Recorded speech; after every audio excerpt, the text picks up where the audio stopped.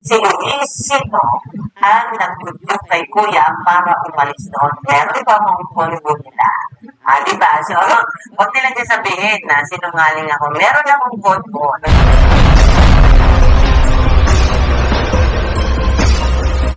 Alright, so another content for another day and happy Easter po sa inyong lahat. Kayo po ba ay mga naghanap ng mga itlog? Easter Sunday, no? Egg hunting daw to para sa mga kabataan. Okay, so tutuloy po natin yung ating ginagawang reaction dito kay Dave. And medyo segue tayo ng konti. Hindi naman ito buong about kay Dave na. No? Papasok natin si Daisy. Okay?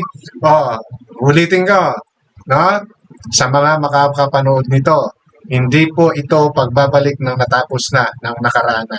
Ito po ay bagong yugto ng kung ano meron si Dave. Ngayon, kung ayaw nyo manood, it's fine with me.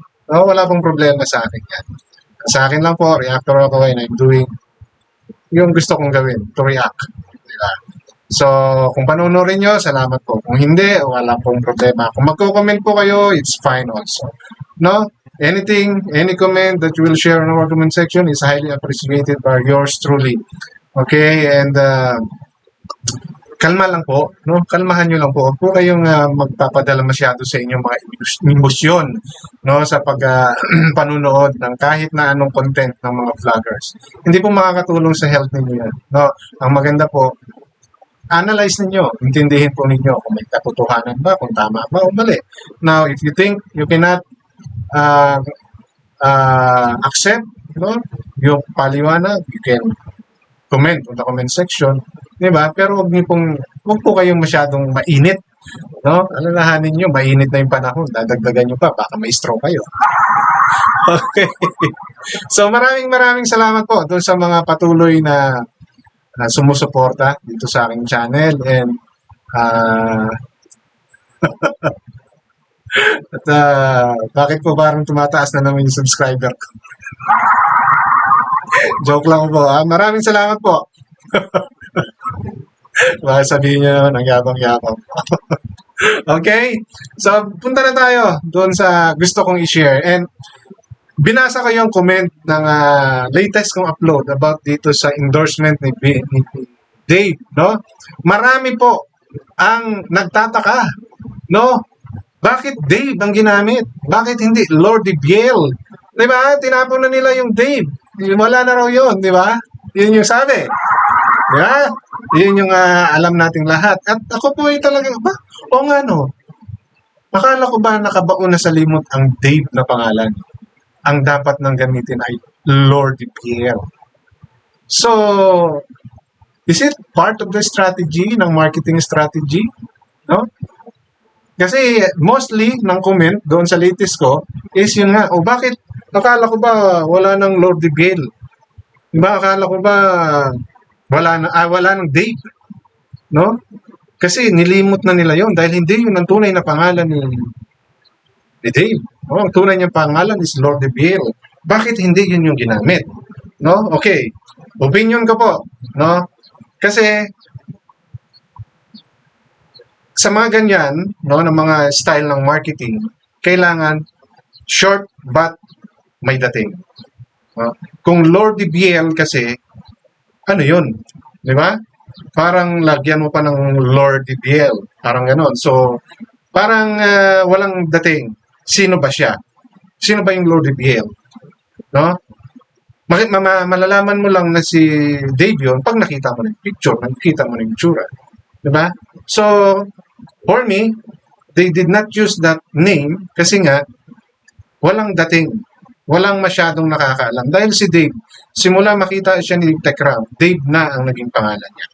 And napaka-short. Diba? 4-letter lang. Unlike Lordy Biel, ang haba na, hindi pa talaga siya mapapansin kagad. Diba? Kita mo nga yung R R lang nilagay. Baka nga si Rex yun. Diba? Wow. Kasi pag nalamang si Rex, hindi pangit. Pangit siya. Kasi alam naman natin kung anong nangyari sa community na to kay Rex. Diba? Most of you knows it. So, kaya siguro Dave ang ginamit. Yun nga lang, katulad ng mga sinabi sa comment section, bakit nyo ginamit yung table? Akala ko wala na. No? May punto yung mga nagko-comment. No? Ngayon, yung mga nagsasabi, hindi kikita, huwag na yung ganyan. Sobra naman. No? Malay nyo. Di ba? Katulad din ng comment ng iba, no? Pass is pass, po na lahat. And actually, nakamupo ng manalastas. Pero, di ba, give him another chance. Kasi sila Tekram nga, di ba? Si Tek Joy, si Ninong Koren, ganun pa rin. Di ba? Sumasama ang loob ni Ninong Koren or ni Tek Koren kapag may nasasabing hindi maganda kay Dave during the time. Kaya nga ako naglaylo dahil sa request na rin ni Tek Koren or ni Ninong Koren. Di ba? So, sa kanila, what's done is done, di ba? So, nagkapatawaran, hindi naman ibig sabihin nun, babalik. At talagang sinabi rin naman ng manalastas na hindi nababalik si Dave sa Twitter nila. Di ba? So, doon sa medyo hindi pa makamove, I think it's time naman na po, no? How many months na rin na nakalipas, nakita niyo naman yung naging progress ng buhay ni Dave, na talaga namang, hindi man nila aminin, dumating sila sa punto na talagang nangunti sila. And even, Stephen, di ba nang lamig? Kaya nga siguro ngayon, nandirito na itong si Rex Lorenzo. Nakikita naman natin na nandoon sa FB account niya yung mga videos na yan. No? So, matatalim, no? Talagang tumatak sa isip ng mga supporters ng Tekram yung mga ginawa ni Dave. Dahil hindi nila makalimutan na itinakwil na, no? Wala nang Dave. Di ba? Lord DBL na. Pero bakit ngayon, dito sa product na ini-endorse nila, pangalan pa rin ni Dave ang ginamit. Di ba? So, yun lang ano ko rin lang, no? Na naging observation ko. Oo nga pala, no? Bakit hindi Lord DBL? Siguro nga dahil it's too long, walang dating, hindi kilala. Unlike Dave, kilalang kilala na. So that's why they use that R Dave as their name, no? Ng kung sino man yung may-ari ng produktong kanilang pinopromote, which is yung peanut brittle. No, masarap po yun, no? Ngayon kung medyo may diabetic kayo, mataas ang sugar ninyo, iwas-iwas po kayo, no? Kaya nyo po, pag ako nakabili, ilalive ko po.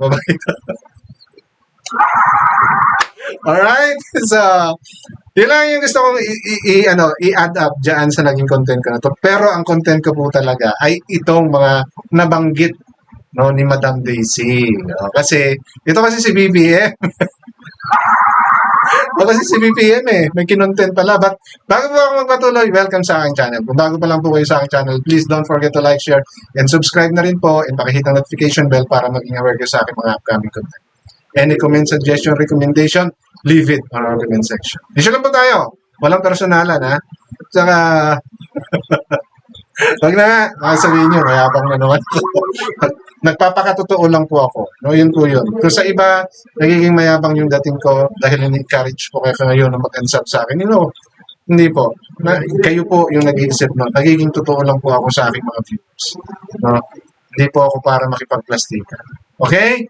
So, katulad ng sinasabi ko, maraming salamat pa rin po sa mga nagsusubscribe at patuloy na nagtitiwala sa inyo. So, let's go down to my topic. Sa main topic ko. Bakit ko nabanggit si BPM? Kasi doon nagsimula.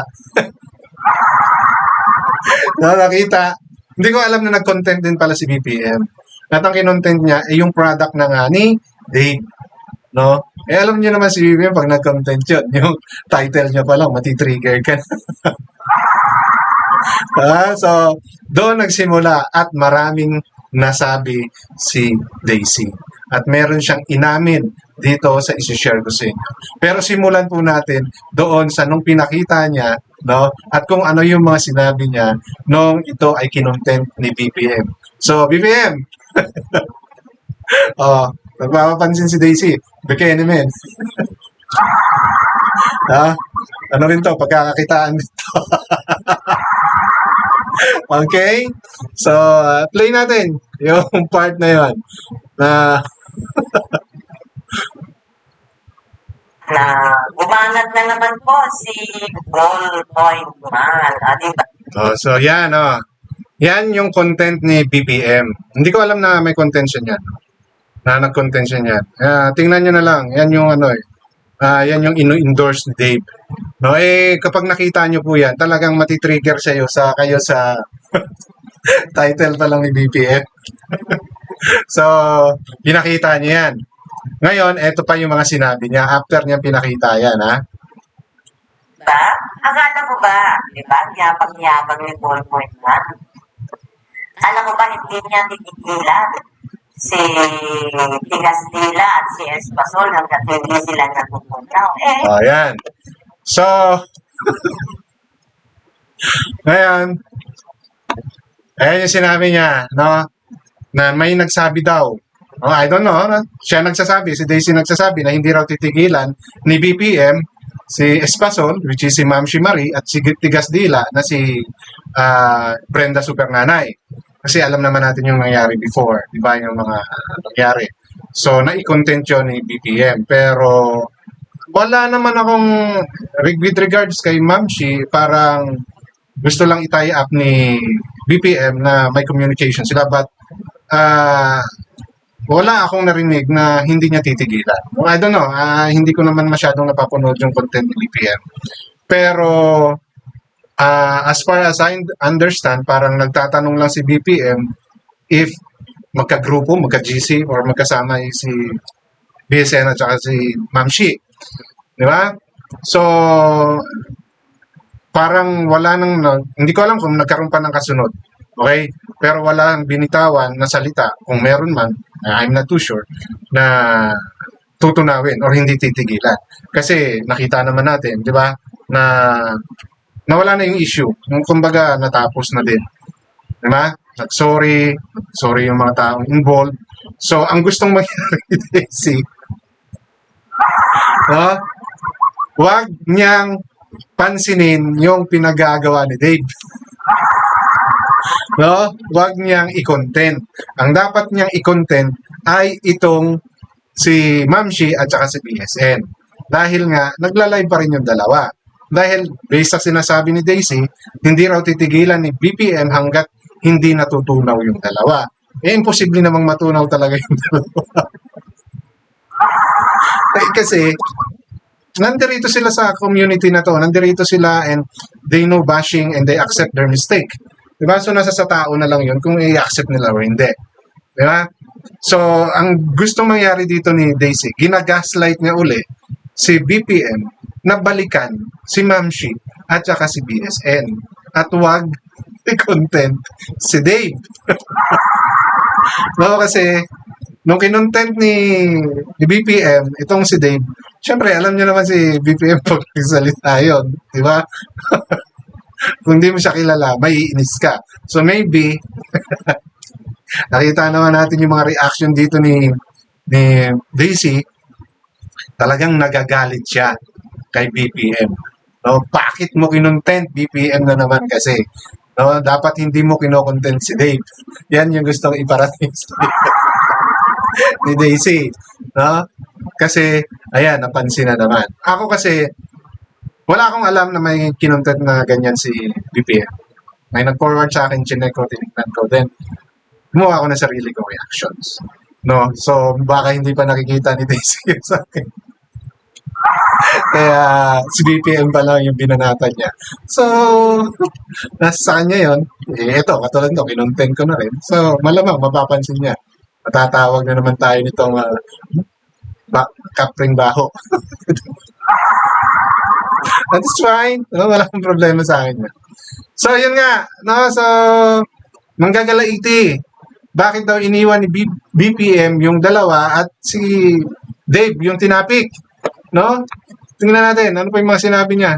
Hanggang ganun lang naman siya. Salita lang. Pero after the end, wali na. Diba? So, nakakatuwa lang na ganun yung nangyari. Diba? Paasa sa mga taong umaasa, natutunawin niya. Hindi siya titigil hanggang hindi sila nalulusaw na dalawa. What happened? Hanggang doon na lang naman yan. Diba? Sabi ko kasi sa inyo, yung aso, tahol na tahol, hanggang buksa na yan. Mga gatman, pero hindi gaano gagawin yung release niya, diba? Oh. So yan ha, coming from Daisy. BPM. Sa sobrang inis niya kay BPM, no, dahil si Dave yung tinapik, ayan, china-challenge niya, no? Hanggang walang isang salita raw si BPM.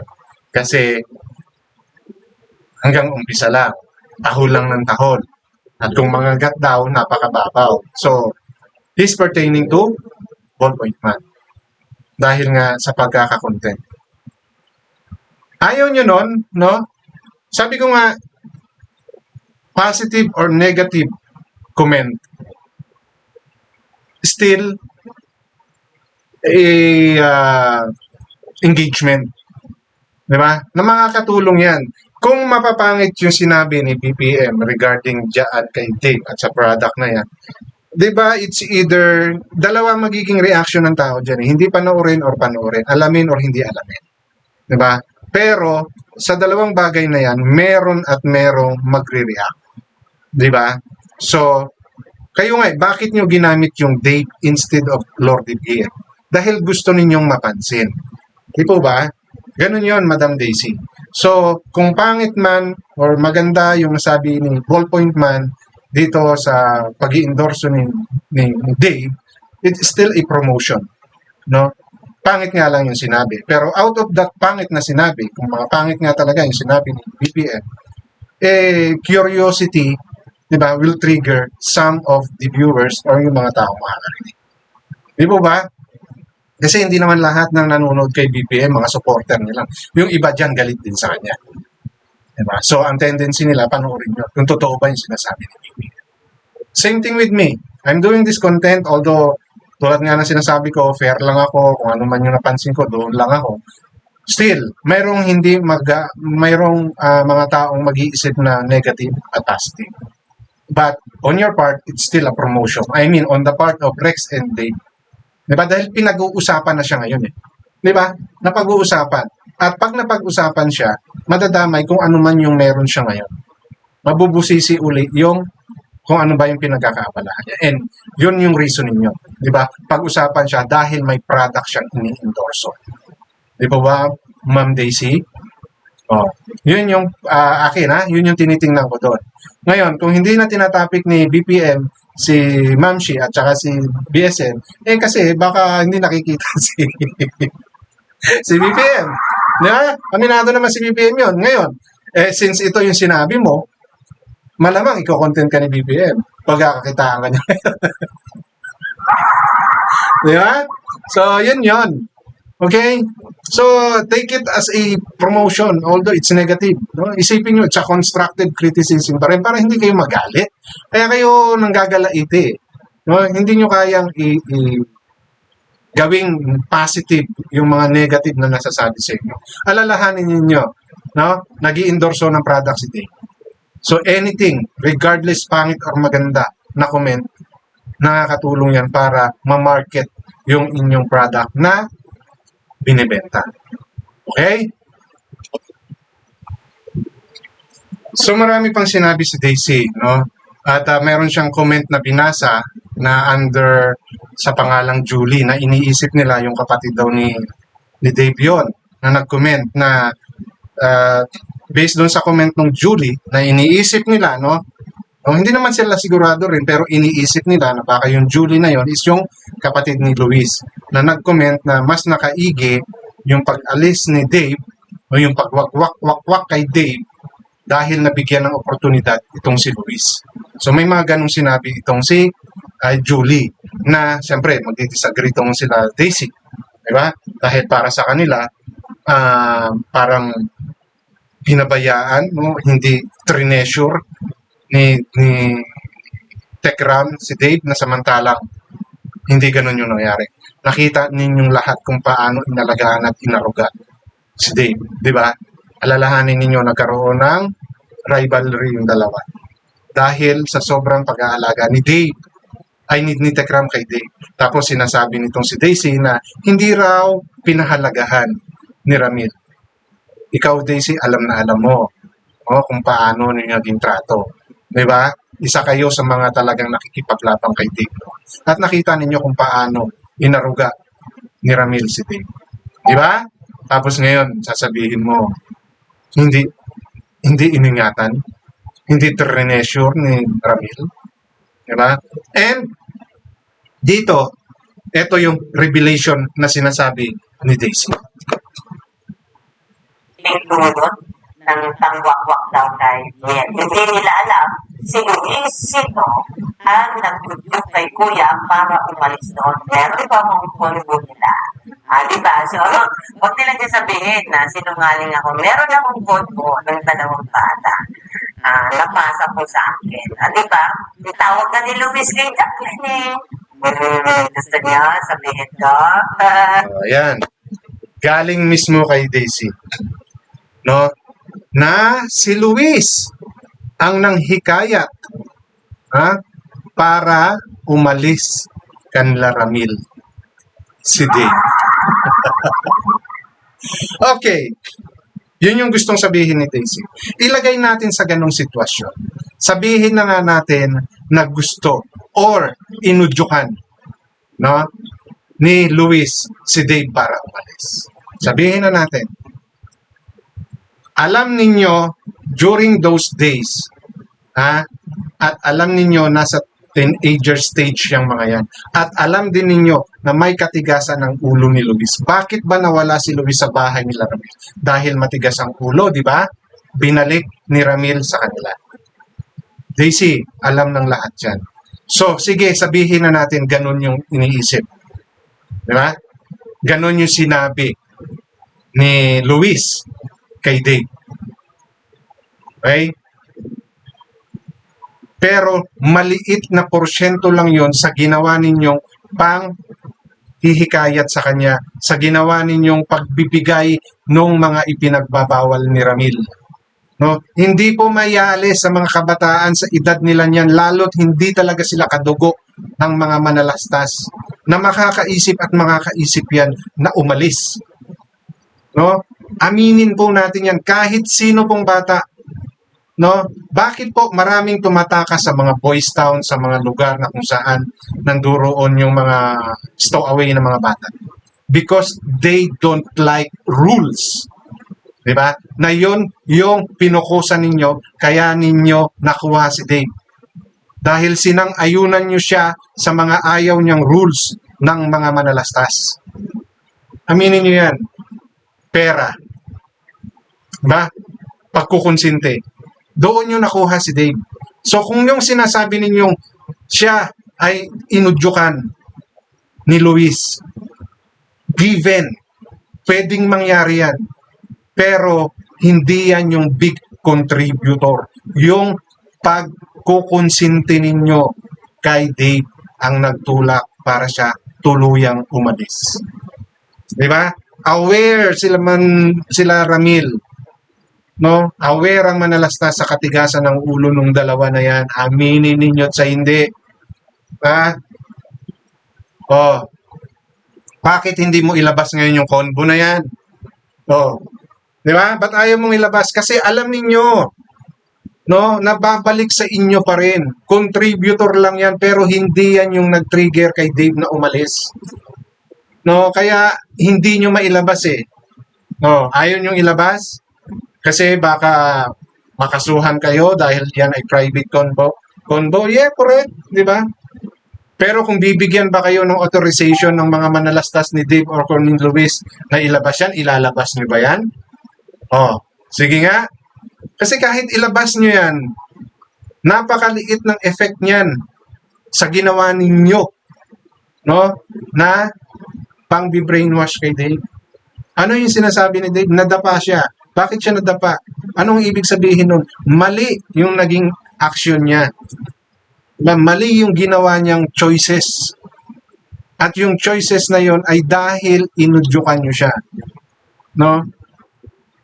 Yung totoong magulang na nga biological parents na nga nakakaisip yung mga bata na maglayas pag sila ay hinihigpitan ng magulang, pag dinidisiplina sila.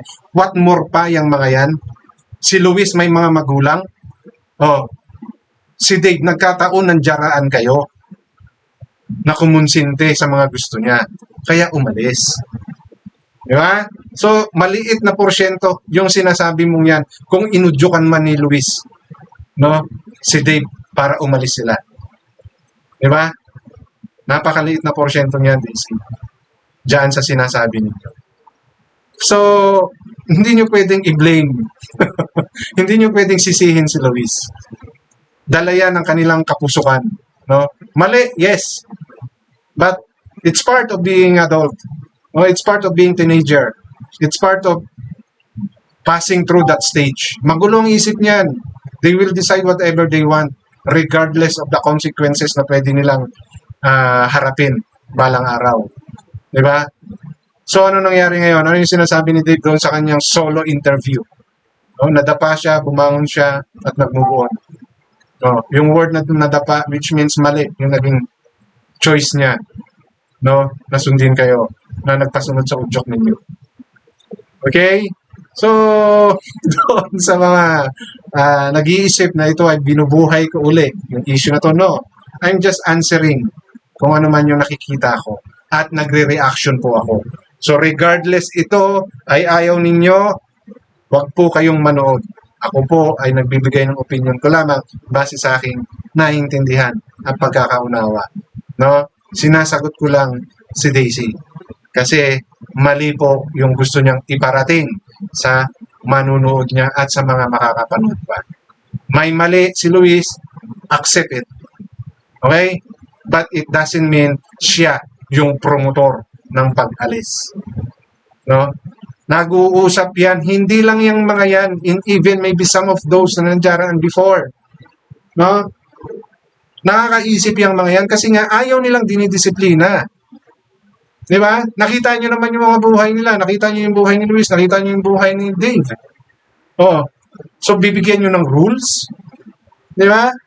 So yung adjustment, matagal yan, lalo't hindi yan nanggaling sa kanila simula pagkabata. Yeah, so don't blame Luis on that matter. Dahil parte lang siya. Hindi siya yung talagang naging dahilan ng pag-alis. No? So sinasabi nyo ngayon na mas walang nangyayari nung si Luis yung inalagaan. But yun yung isip ninyo. Di ba? Yun yung inyong pagkakaunawa. Pero doon sa karamihan na may paniniwala sa kakayanan ni Luis, it's a win for them. No? Kasi nakita naman nila kung paano nagkaroon ng hindi magandang treatment sa dalawang ito. Diba? Ngayon, kung iniisip ninyo, dahil bumababa yung views ni Ramil dahil wala na si Dave, it's part of being a vlogger. No? Hindi lagi kang nasa taas. And Ramil is well aware of that. Kaya nga meron siya mga negosyo ngayon. Di ba? Marami siyang ginagawa ngayon outside from vlogging. Kaya hindi niya talaga maalis sa puso niya yung pagtulong. Okay? So, ayan nyo. Pipick up din yan. Malay nyo. Di ba? Dahil ngayon bumalik ng kwento na to, malay nyo. Alright, so yun lang po yung gusto kong i-share sa content na to. And as always, issue lang po tayo. Walang personalan. Hanggang dito na lamang. Maraming salamat.